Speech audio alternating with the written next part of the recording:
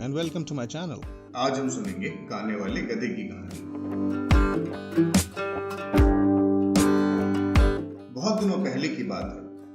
पास के एक गांव में एक भूखा गधा रो रहा था।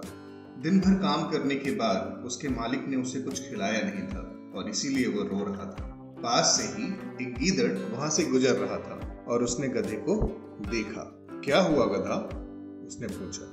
गधे ने रोते हुए कहा, मुझे बहुत जोरों से भूख लग रही है और मैंने यहाँ सब कुछ चर लिया है और अभी भी मैं भूखा हूँ। गधे की दुख भरी बात सुनकर सियार ने कहा, ओह, तुम तो जानते हो कि पास में एक बड़ा बगीचा है और तुम वहां जाकर पेट भर खाना खा सकते हो। यह सुनकर गधे ने गीदड़ से कहा, कृपया मुझे वहां ले चलो। ऐसा सुनकर गीदड़ गधे को उस बगीचे तक ले गया और वहां पहुंचकर वो दोनों चुपचाप ताजी सब्जियां चबाने लगते हैं। तभी उनको वहां पर किसी के आने की आवाज सुनाई पड़ती है। आवाज सुनकर वो दोनों वहां से भाग जाते हैं। अब दोनों ही जानवर हर दिन सब्जी के बगीचे में जाते थे और पेट भर खाना खाते थे, लेकिन एक दिन उनकी किस्मत खराब थी। उन्हें एक किसान ने देख लिया और उन्हें भगा दिया। उस दिन वो दोनों जानवर भूखे थे और क्योंकि उन्हें बहुत भूख लगी थी, इसलिए जैसे ही रात हुई गीदड़ ने सुझाव दिया कि वो वापस सब्जी के बगीचे में जा सकते हैं और पेट भर के खाना खा सकते हैं।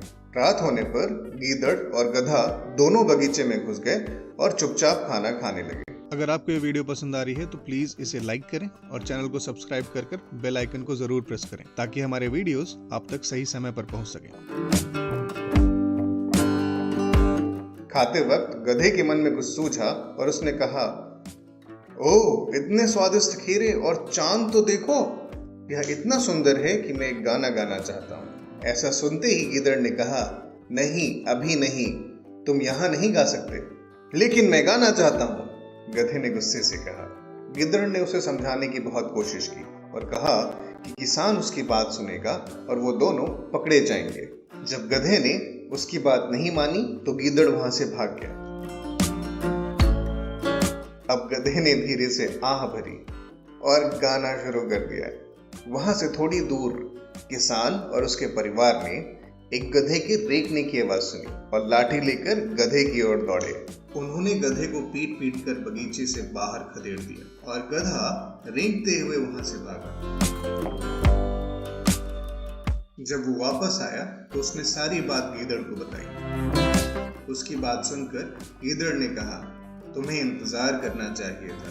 गाना गाने के पहले हमें बगीचे से बाहर निकल आना चाहिए था, लेकिन तुमने मेरी बात बिल्कुल भी नहीं सुनी, जिससे आगे चलकर तुम्हें मार भी खानी पड़ी।